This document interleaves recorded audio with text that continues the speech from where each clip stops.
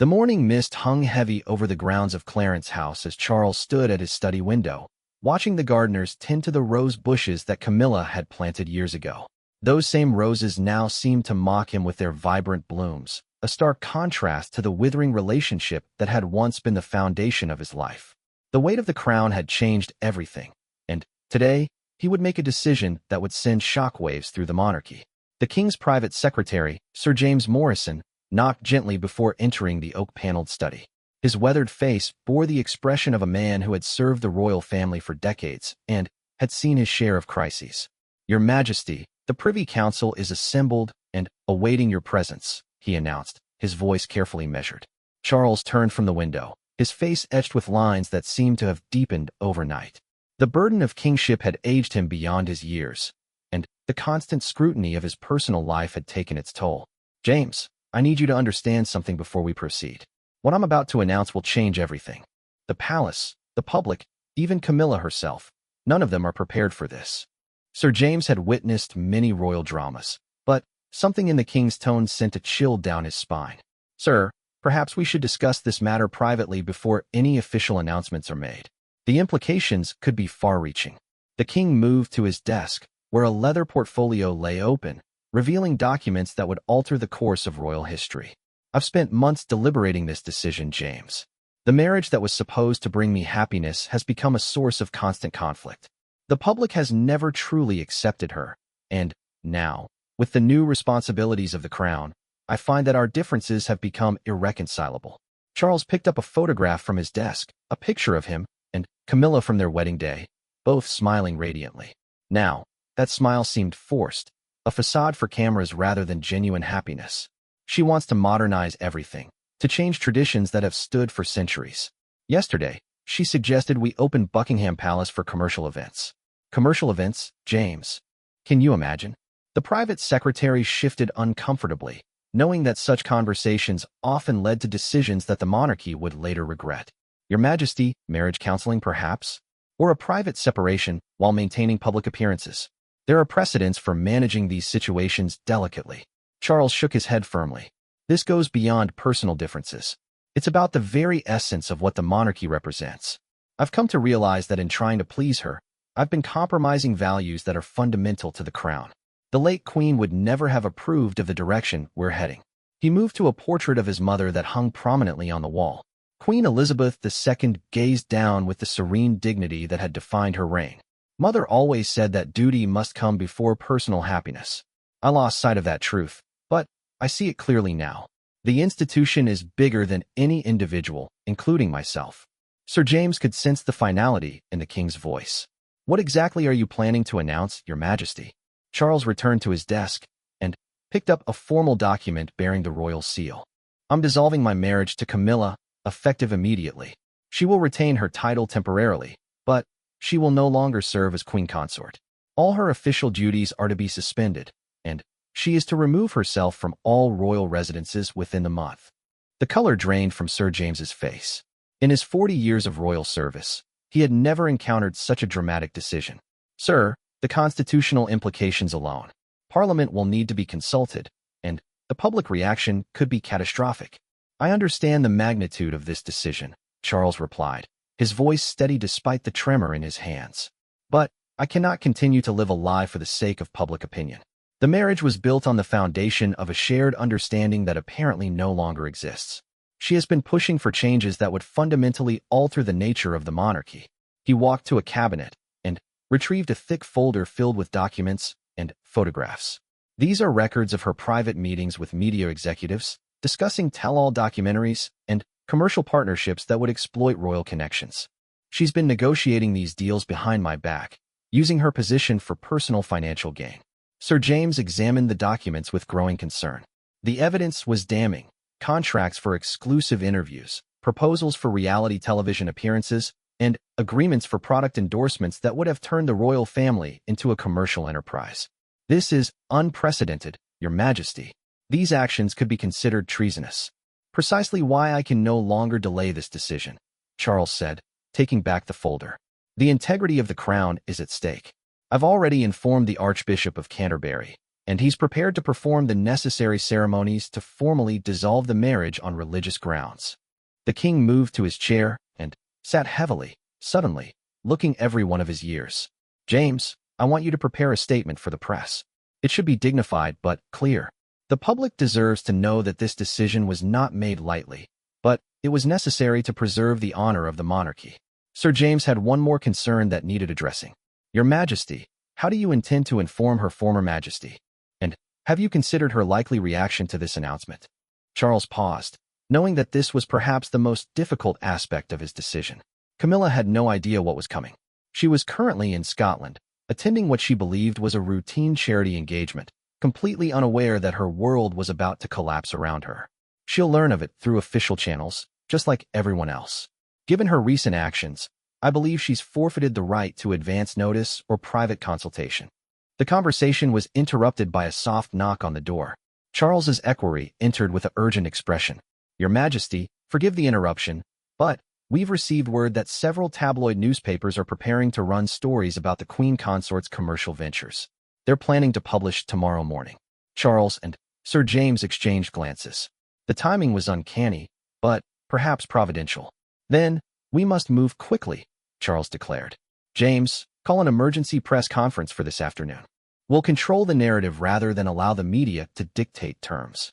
As the equerry left to make arrangements, Charles stood and straightened his jacket. The weight of the crown felt heavier than ever, but his resolve was unshakable. James, there's one more thing. I want all of Camilla's personal staff reassigned immediately.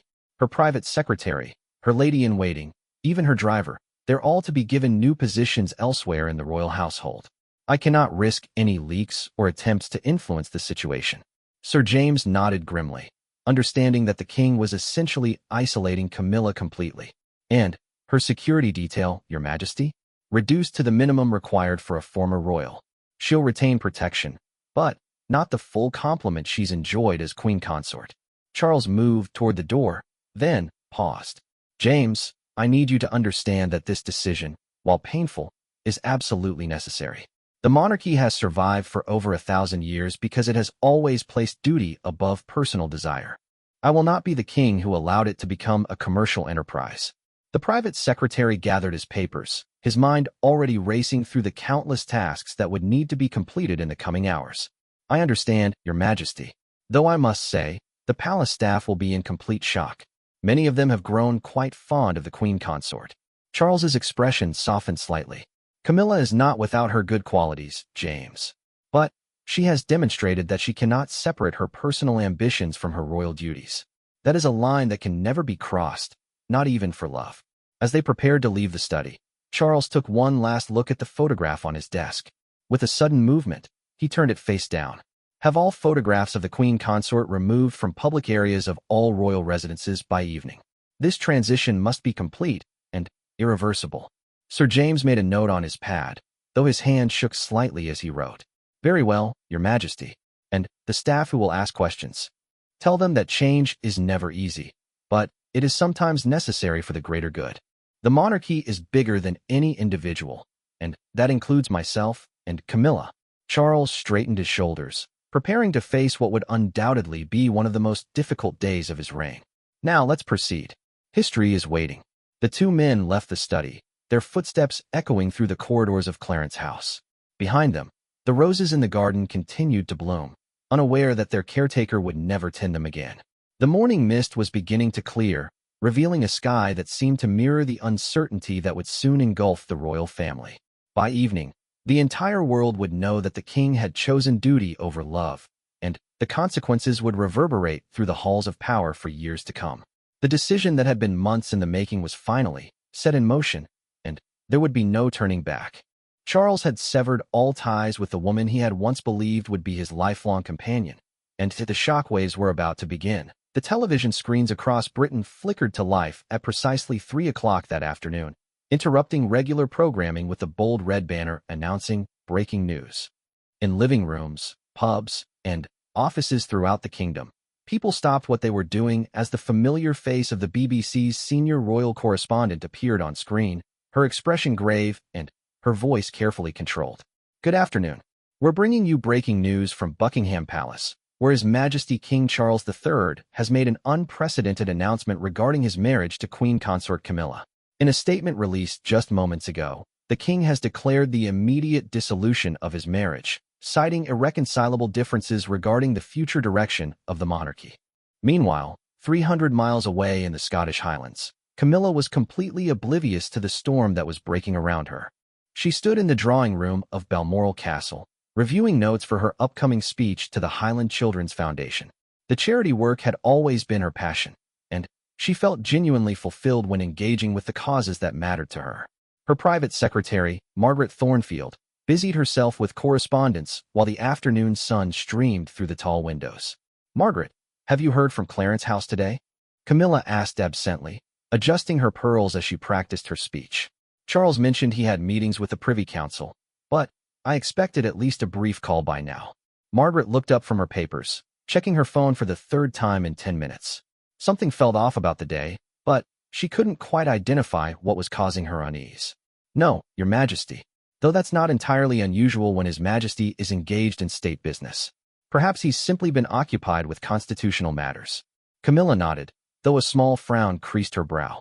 In their years together, Charles had maintained a routine of checking in with her during official engagements, especially when they were apart for more than a day. The silence was unusual, but she attributed it to the increasing pressures of his role as king. Back in London, the royal press office was in complete chaos. Phones rang incessantly as journalists from around the world demanded confirmation, explanation, and exclusive interviews. The senior press secretary, Patricia Hendricks, had been with the royal family for 15 years, but nothing had prepared her for the magnitude of this crisis. "No, I cannot provide additional details at this time," she repeated for the 20th time that hour into her phone. "The official statement speaks for itself, and there will be no further comment today." She hung up and immediately turned to her assistant. "How many networks are requesting live broadcasts from the palace gates?" 17 so far, and that's just from the major networks. Social media is exploding with speculation, and the trending hashtags are, well, they're not particularly flattering to either party. The assistant showed her a tablet displaying Twitter feeds where hashtag royal divorce and hashtag Camilla out were trending worldwide within hours of the announcement. Patricia rubbed her temples, feeling a headache building. "Give me the PM's office immediately. They need to know that this story is going to dominate the news cycle for weeks, and they should be prepared for questions about constitutional implications." The ripple effects of the announcement were spreading faster than anyone had anticipated. In the House of Commons, MPs were huddling in emergency sessions, trying to understand the legal ramifications of a sitting monarch dissolving his marriage.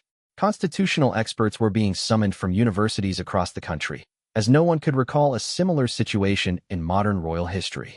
Lord Chancellor Edmund Fitzwilliam found himself at the center of the constitutional storm. His phone hadn't stopped ringing since the announcement, and his usually pristine office was now cluttered with law books and historical precedents as his staff scrambled to provide guidance.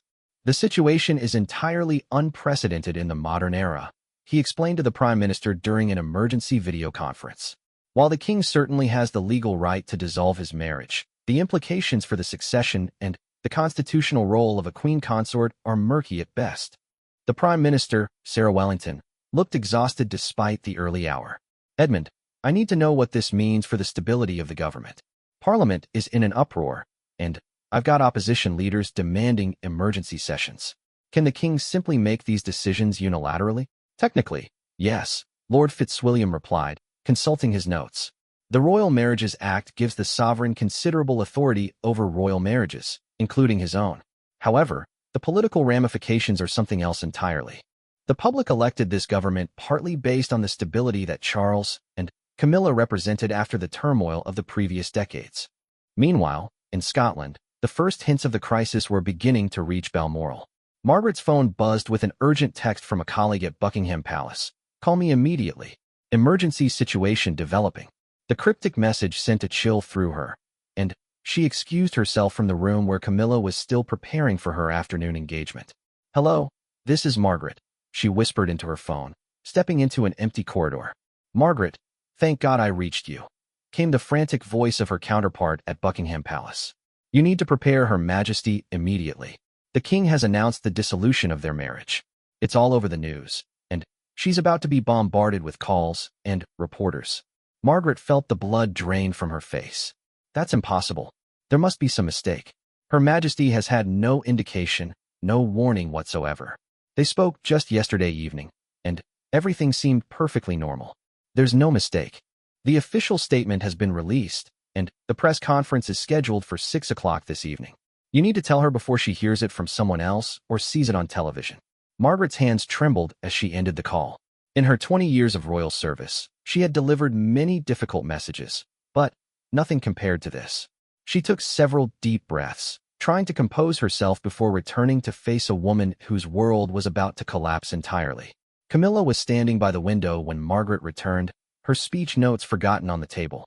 Something in her private secretary's expression immediately set off alarm bells. Margaret, you look as though you've seen a ghost. What's happened? Your Majesty, I'm afraid I have some very serious news to share with you. Perhaps you should sit down. Margaret's voice was barely steady as she guided Camilla to a chair by the fireplace. Camilla's intuition told her that whatever was coming would change everything. Just tell me, Margaret. Is Charles all right? Has something happened to him? His Majesty is fine, physically, Margaret began, her words careful and measured. However, he has made an announcement today that I'm afraid will come as a tremendous shock. He has declared the dissolution of your marriage, effective immediately. The words hung in the air like a physical presence. Camilla stared at Margaret for a long moment, as if trying to process a statement that made no logical sense. I'm sorry, what did you say? Charles has done what? The announcement was made this afternoon. All major news outlets are covering the story. Your Majesty, I'm afraid it appears that you were not consulted or informed in advance of this decision.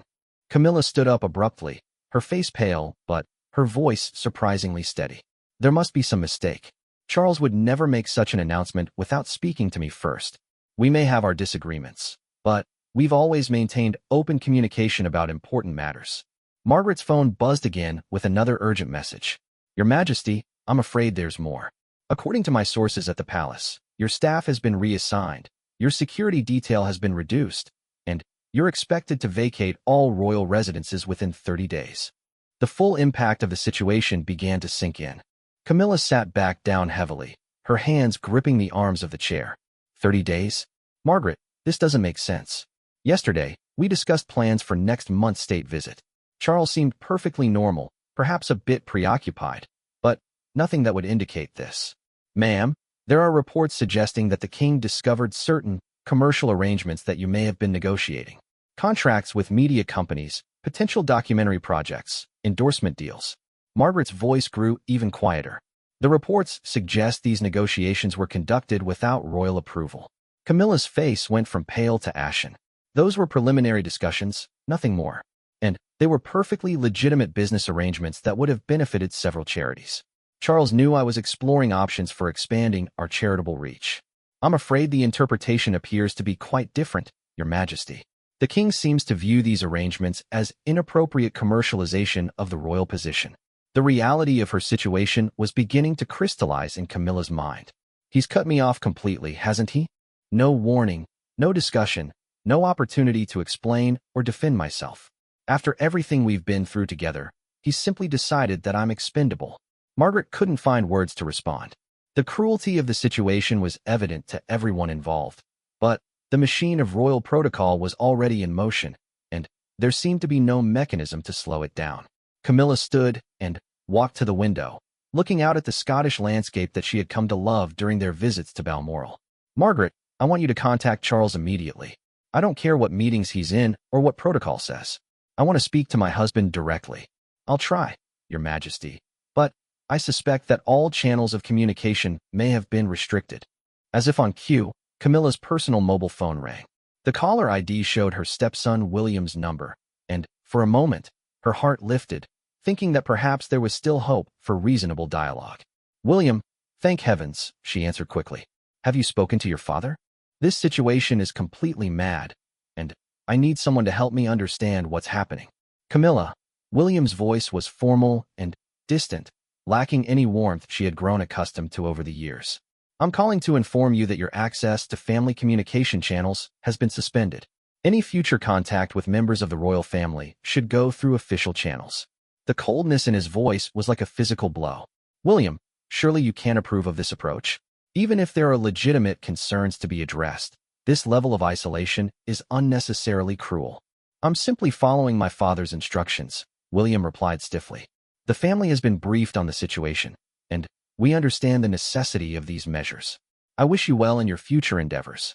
The line went dead, leaving Camilla staring at her phone in disbelief. In that moment, she realized that Charles hadn't just ended their marriage. He had systematically eliminated every connection she had to the life they had built together. Margaret approached cautiously. Your Majesty, perhaps we should begin making arrangements for your departure from Scotland. The media will undoubtedly be descending on Balmoral soon, and it might be better to control the circumstances of your next appearance. Camilla turned from the window, and, for the first time, Margaret could see tears in her eyes. 20 years, Margaret. 20 years of building a life together, supporting each other through public criticism and private challenges. And he ends it all with a press release while I'm 300 miles away, learning about it from my secretary. The full weight of betrayal was beginning to settle over her like a suffocating blanket. The man she had loved, married, and supported through his ascension to the throne had not only abandoned her but had done so in the most humiliating and public way possible. As the afternoon sun began to set over the Scottish Highlands, Camilla realized that her life as she had known it was over, and she was utterly alone in facing whatever came next. The convoy of black vehicles wound through the Scottish countryside at breakneck speed, their occupants grim-faced and silent. Margaret sat beside Camilla in the lead car, watching helplessly as the woman who had been queen consort just hours before stared blankly out the window at the landscape rushing past. They were heading back to London, though neither woman was entirely certain what awaited them there. Your Majesty, Margaret ventured carefully, breaking the silence that had lasted for nearly an hour. We should discuss practical arrangements. Your personal belongings at Clarence House, your charitable commitments, your public engagements for the next several months. Camilla turned from the window, her eyes red-rimmed, but her voice steady. Margaret, I think it's time you stopped calling me Your Majesty. It seems that particular title has been rather abruptly revoked. The bitterness in her voice was unmistakable, though she was clearly trying to maintain some semblance of dignity. Ma'am, regardless of the current circumstances, you retain certain courtesies and protections. The dissolution of a royal marriage doesn't immediately strip away all titles and privileges. Margaret was trying to sound more confident than she felt, as the legal precedents for this situation were murky at best. Camilla let out a hollow laugh. Margaret, my dear, I think we're well beyond normal protocol at this point. Charles has made it abundantly clear that he wants a complete break. I suspect that any courtesies and protections will be the absolute minimum required by law, and probably not much more than that. Her phone buzzed with yet another call from an unknown number. She had stopped answering after the 15th attempt from various journalists, all seeking exclusive statements about her feelings, her future plans, her response to the king's accusations. The vultures were circling, and she could almost feel their presence despite the tinted windows of the speeding vehicle. Meanwhile, back at Buckingham Palace, the evening press conference was about to begin. Charles stood before his bathroom mirror, adjusting his tie with hands that were remarkably steady considering the magnitude of what he was about to face. His private secretary knocked and entered without waiting for permission, a breach of protocol that spoke to the extraordinary circumstances of the day. Your Majesty, the press corps is assembled, and the Prime Minister has arrived for the private briefing before your public statement. Sir James checked his watch nervously. I must tell you, the early reactions from Parliament and the public have been mixed, to say the least. Charles turned from the mirror, his expression resolute. Mixed reactions are to be expected, James. What matters is that the institution of the monarchy emerges from this crisis stronger and more focused on its core purpose. Personal popularity is secondary to constitutional integrity. Sir, there are reports that several Commonwealth leaders are requesting clarification about the implications for their own constitutional arrangements. The Governor-General of Canada has called twice, and the Australian Prime Minister's office is asking whether this affects the King's role as head of state in their country. The King paused, momentarily taken aback by the international ramifications he hadn't fully considered. Arrange calls with all Commonwealth leaders for tomorrow morning. They need to understand that this is a personal matter that in no way affects my constitutional duties or my commitment to the Commonwealth realms. As they walked toward the press room, Sir James couldn't help but voice his lingering concerns. Your Majesty, there's still time to reconsider the approach. Perhaps a trial separation? or a more gradual transition that would allow for some measure of privacy and dignity for all parties involved? Charles stopped walking and turned to face his longtime advisor. James, I need you to understand something fundamental. This decision isn't just about my marriage to Camilla. It's about the future of the monarchy itself. If I had allowed her commercial ventures to proceed, we would have crossed a line from which there would be no return. The crown would become just another celebrity brand, and everything my mother spent 70 years building would be lost. But, sir, the public perception of abandoning your wife so dramatically, without apparent consultation or warning, surely there were other ways to address these concerns. The king's jaw tightened. Camilla forfeited the right to consultation when she began negotiating contracts behind my back. Those documents I showed you this morning represent a fundamental betrayal of trust and a complete misunderstanding of what it means to serve the crown rather than exploit it. They entered the press room where dozens of cameras and reporters waited. The atmosphere was electric with anticipation, and Charles could feel the weight of history as he approached the podium. This would be one of the most consequential press conferences in modern royal history. Ladies and gentlemen, he began, his voice carrying clearly through the hushed room. Today I have made one of the most difficult decisions of my life, both as a man and as your king. The dissolution of my marriage to Camilla is not a decision I have taken lightly, nor is it one motivated by personal animosity or temporary disagreement. He paused, looking directly into the cameras that were broadcasting his words to millions around the world. However, I have discovered that fundamental differences exist between us regarding the nature and purpose of royal service. These differences are irreconcilable and threaten the integrity of the institution I have sworn to protect and preserve.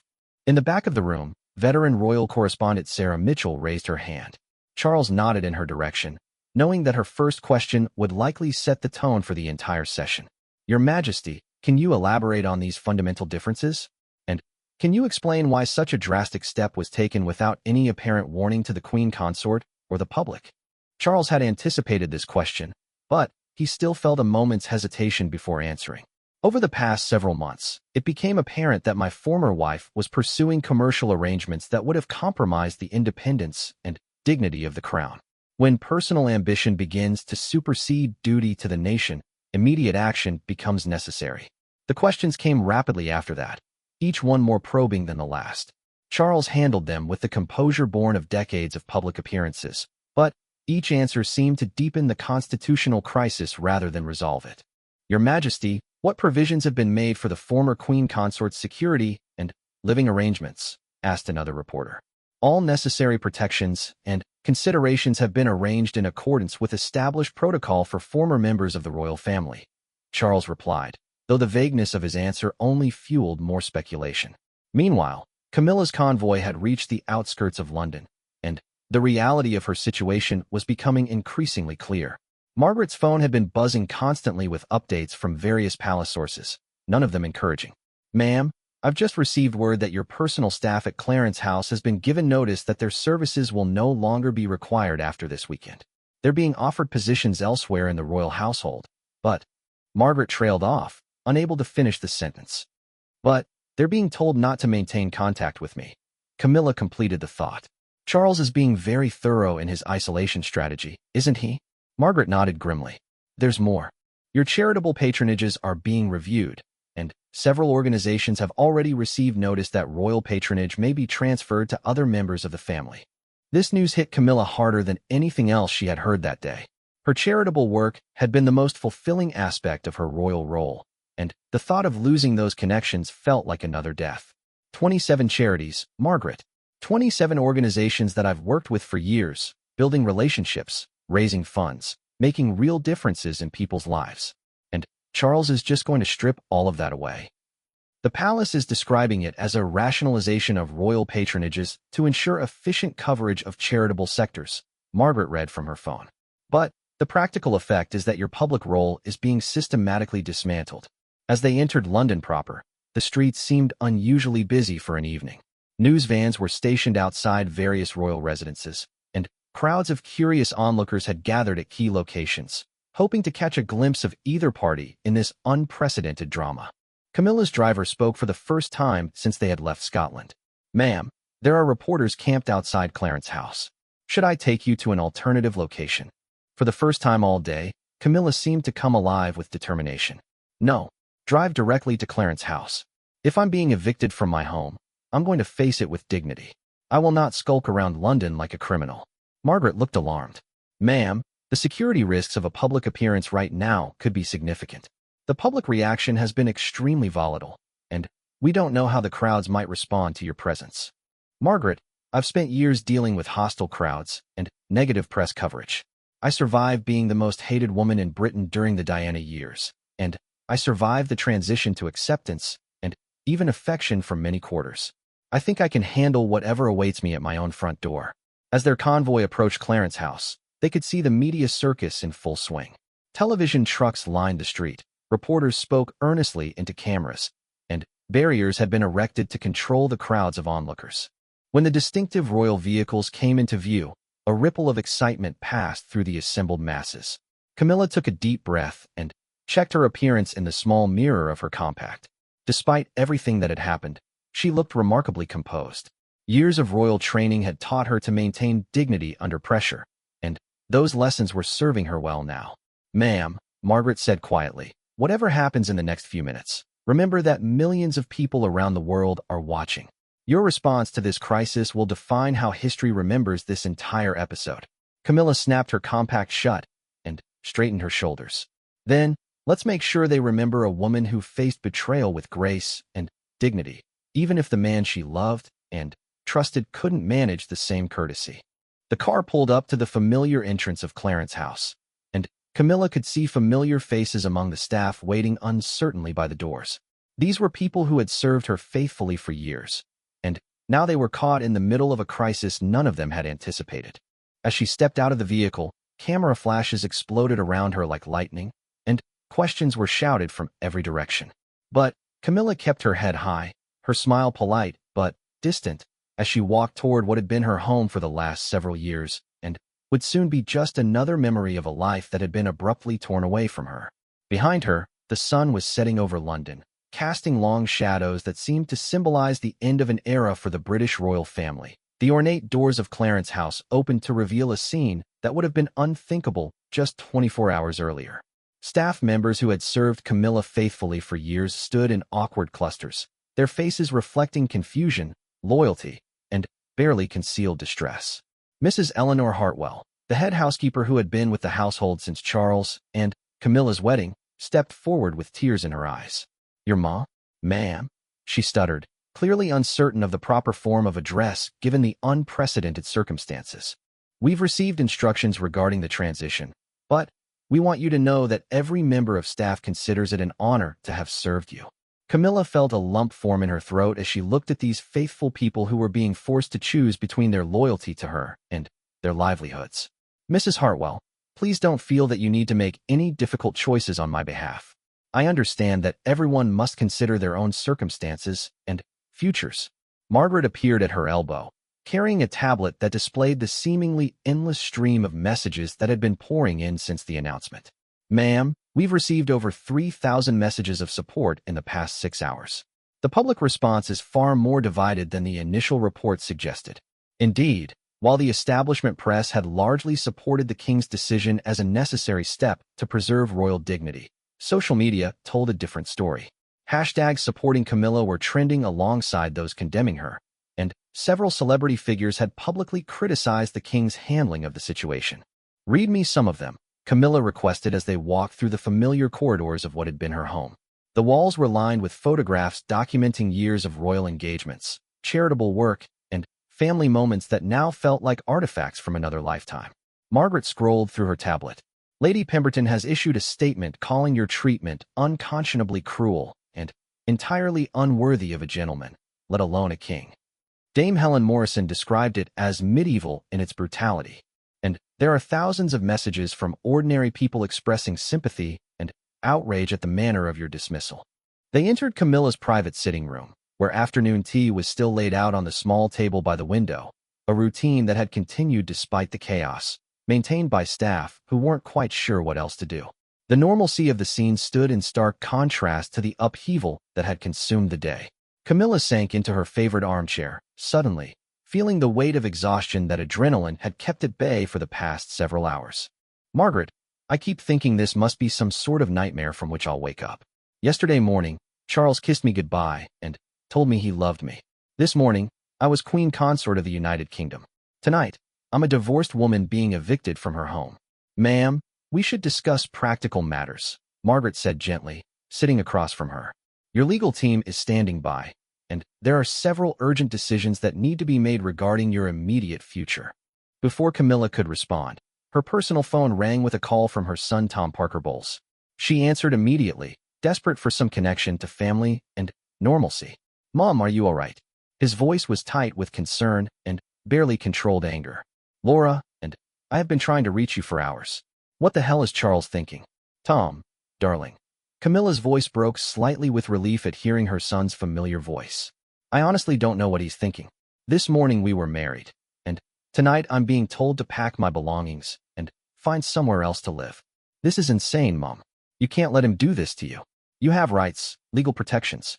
And, frankly, what he's done today makes him look like a complete bastard to anyone with eyes. Margaret waved her hand to get Camilla's attention, pointing to her tablet where a new development was unfolding.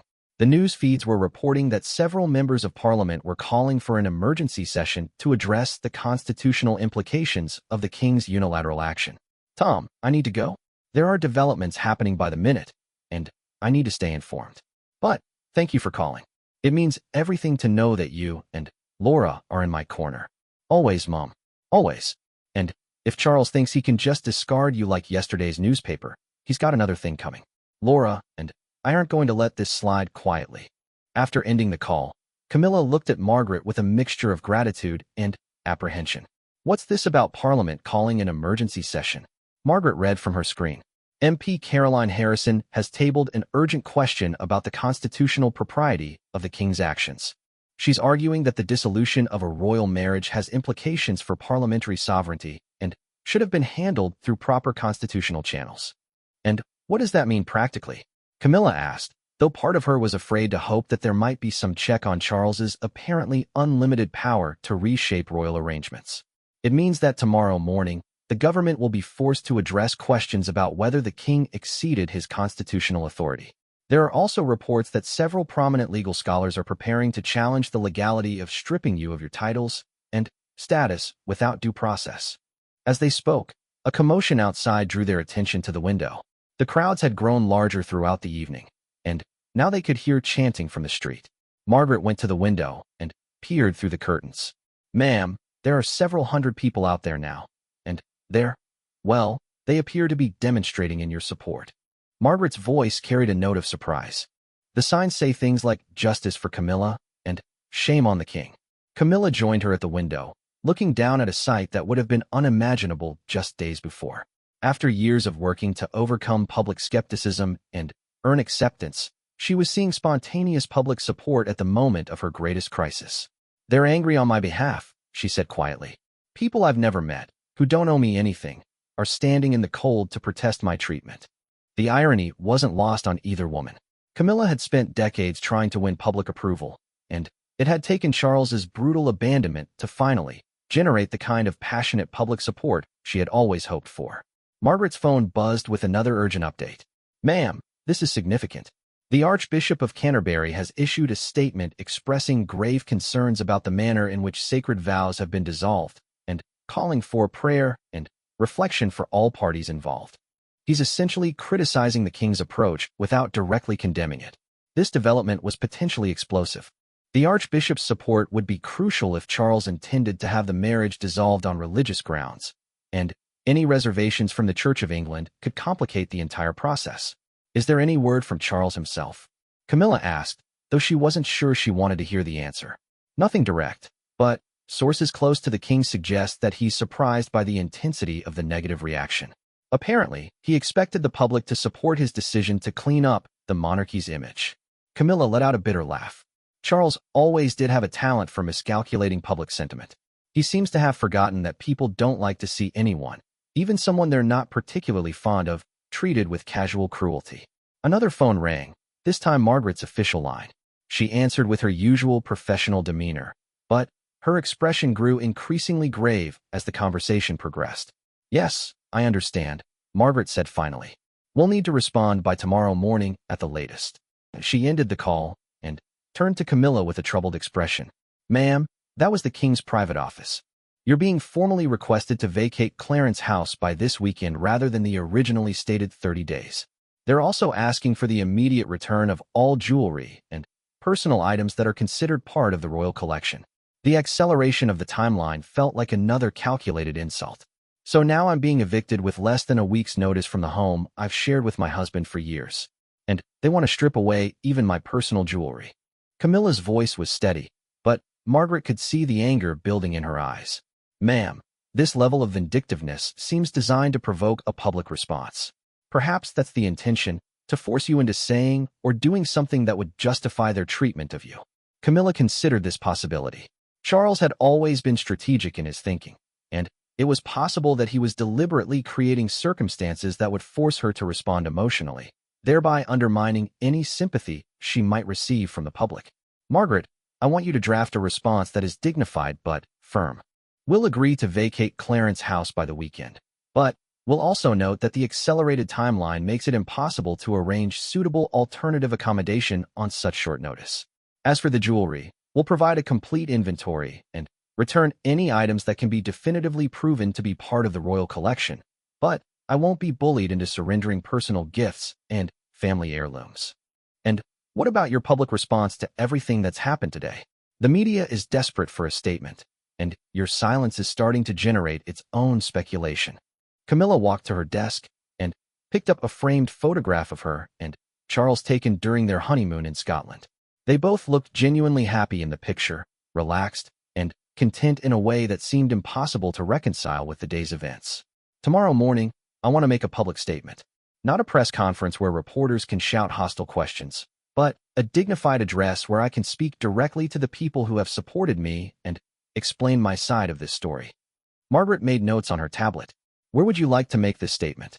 "The circumstances at Clarence House might not be ideal given the media presence. I want to do it from the steps of St. George's Chapel at Windsor," Camilla said decisively. "That's where Charles and I were married, where we pledged to support each other through good times and bad. If he wants to end this marriage publicly and dramatically, then I'll respond from the place where it began." The symbolism was powerful, and Margaret could see immediately that it would resonate with the public. The image of a betrayed wife speaking from the site of her wedding would be impossible for the media to ignore and would frame the narrative in terms that would be difficult for Charles to counter. "Ma'am, that's actually brilliant," Margaret said with the first smile she had managed all day. "The visual alone will tell the entire story without you having to say a harsh word about the king." As the evening wore on, Camilla began to feel a sense of purpose that had been missing since the moment she learned of Charles's betrayal.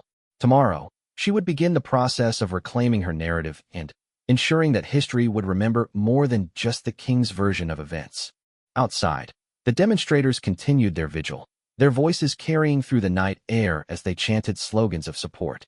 For the first time in years, Camilla felt the kind of genuine connection with the British people that she had always hoped for, even though it had come at the cost of everything else she valued in her life. The morning mist hung low over Windsor Castle as Camilla's car approached the gates of what had once felt like a second home.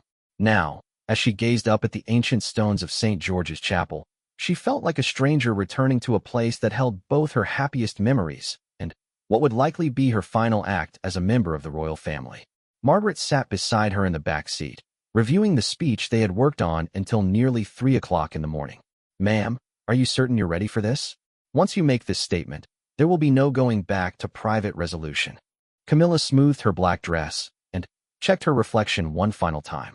She had chosen her outfit carefully, elegant but not ostentatious, respectful but not submissive. The pearl necklace she wore had been a wedding gift from Charles, and wearing it today felt like a quiet declaration that she would not be erased from their shared history. "Margaret, 3 days ago I was queen consort, planning state dinners, and supporting my husband through the challenges of kingship. Today, I'm a discarded wife being forced from her home. If I don't speak for myself now, who will?" The car pulled up to the chapel steps, where a carefully controlled group of media representatives waited behind barriers. Word of Camilla's planned statement had leaked overnight, and the anticipation was palpable. This would be her first public appearance since Charles's announcement, and Everyone knew that her words could reshape the entire narrative of the crisis. As she stepped from the car, camera flashes erupted like lightning. But Camilla kept her composure, walking steadily up the stone steps to where a simple podium had been placed. Behind her, the Gothic arches of the chapel rose majestically, creating a backdrop that spoke of centuries of royal tradition and the sacred nature of the vows that had been so publicly broken. She paused at the podium, looking out at the assembled crowd of journalists, supporters, and curious onlookers who had gathered despite the early hour. In the distance, she could see the towers of Windsor Castle, where Charles was undoubtedly watching her every move. "Good morning," she began, her voice carrying clearly through the crisp air. "3 days ago, I learned from my secretary, while I was 300 miles away in Scotland, that my marriage had been dissolved and my life as I knew it was over. I learned this not from my husband of nearly 20 years, but from news reports on television." The crowd was absolutely silent, hanging on every word. Even the photographers had stopped clicking, sensing the gravity of the moment. "I stand before you today at the place where Charles and I exchanged vows, where we promised to love, honor, and cherish each other through all the challenges that life might bring. Those vows were not mere formalities or photo opportunities. They were sacred promises made before God, witnessed by our families and the nation." Margaret watched from the side, noting how Camilla's natural dignity was serving her well. This was not a woman seeking pity or revenge, but someone demanding the basic respect of being heard. "I have been accused of commercializing my royal role and pursuing inappropriate business arrangements. I want to address these accusations directly and honestly. Yes, I had preliminary discussions with various organizations about expanding the reach of our charitable work.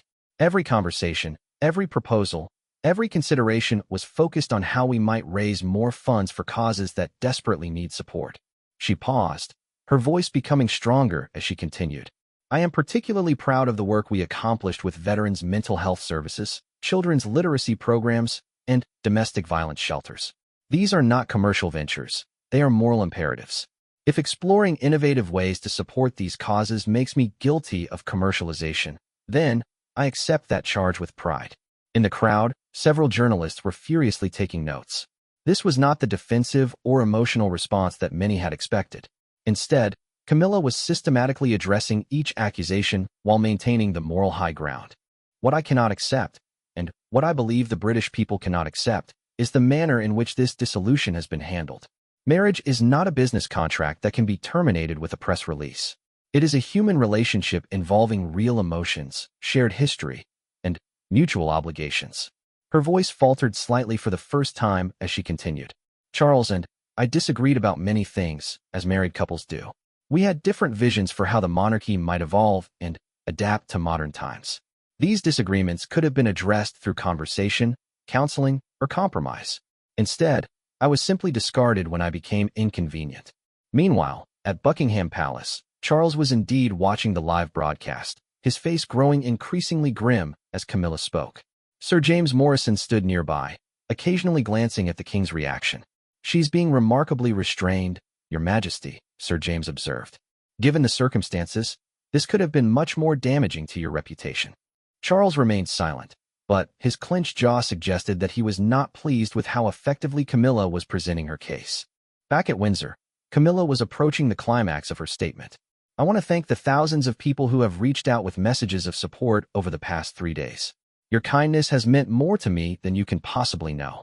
I also want to thank the staff at Clarence House and throughout the royal household, who have served with dedication and loyalty even as their own positions became uncertain." She lifted her chin, her voice gaining strength for the final portion of her remarks. "To those who have criticized my presence in the royal family over the years, I understand your concerns. I never expected to become queen consort, and I have always tried to earn my place through service rather than entitlement. Perhaps I failed to meet your expectations, but I never failed to take my responsibilities seriously."